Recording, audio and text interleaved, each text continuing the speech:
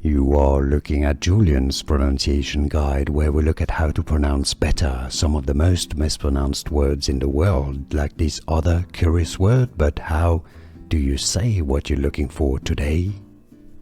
Let's learn how to pronounce these names once and for all correctly, the name of this plant and tree.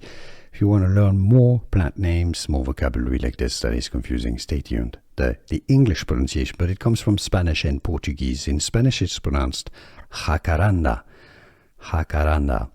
In English it's generally the accepted pronunciation is as jacaranda. Now, in American English in particular, it is accepted to say it a bit more the Spanish way as jacaranda, jacaranda.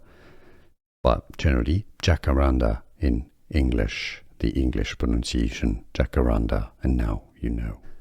Here are more videos on how to pronounce more confusing words and names too many mispronounced. Like this video if you found it useful. I appreciate your support. I'll see you soon and thanks for watching.